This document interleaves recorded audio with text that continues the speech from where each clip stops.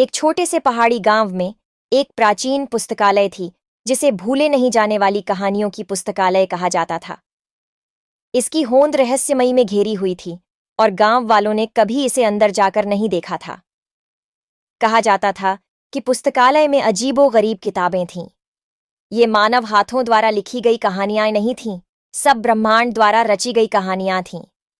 पुस्तकालय में भूले सपनों, खोए मौकों और अनकही किस्मत की कहानियां शामिल थीं। एक बरसात की दोपहर क्लारा नाम की एक युवा महिला उत्सुकता से पुस्तकालय के दरवाजे से गुजरती है। अंदर की हवा सुगंधित थी और अलमारियां दूर दूर तक फैली हुई थीं और धूल भरी हुई थीं, जैसे कि सदियों से अछूती हों।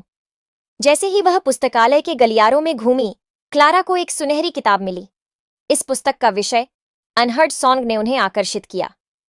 उसने ध्यान से किताब खोली और जैसे ही उसने उसे पढ़ा, वह एक अलग ही दुनिया में चली गई।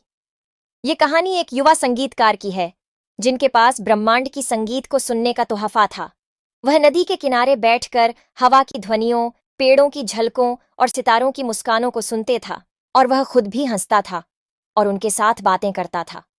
उन्हें अपना तोहफा कभी भी दुनिया के साथ साझा नहीं किया, उनका संगीत केवल उनके लिए ही था। क्लारा ने पुस्तक को वापस उसके स्थान पर रख दिया और पुस्तकालय में और पुस्तकों की खोज जारी रखी।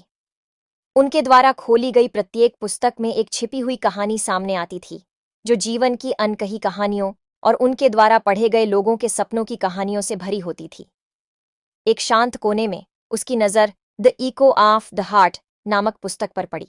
कहानी में एक ऐसी महिला के जीवन को दर्शाया गया है जो हमेशा यात्रा करना पसंद करती थी, लेकिन अपने बूढ़े माता पिता की देखभाल के लिए अपने छोटे से गांव में रहती थी, जिससे उस महिला के सफर करने के सारे सपने मर गए।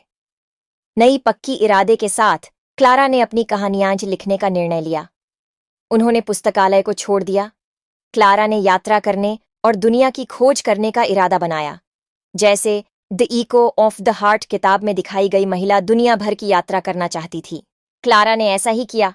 उन्होंने अपने अनुभवों को एक पुस्तकों में कैप्चर करने की शुरुआत की, यादों की अपनी किताब बनाई।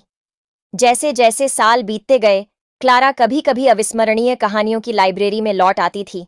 क्लारा की कहानियां भी लाइब्रेरी के रहस्य संग्रह का हिस्सा बन गईं, और इस प्रकार लाइब्रेरी उन लोगों के लिए अनकही कहानियों और प्रेरणा का संग्रह बन गई जो एक स्रोत के रूप में खड़ी थी।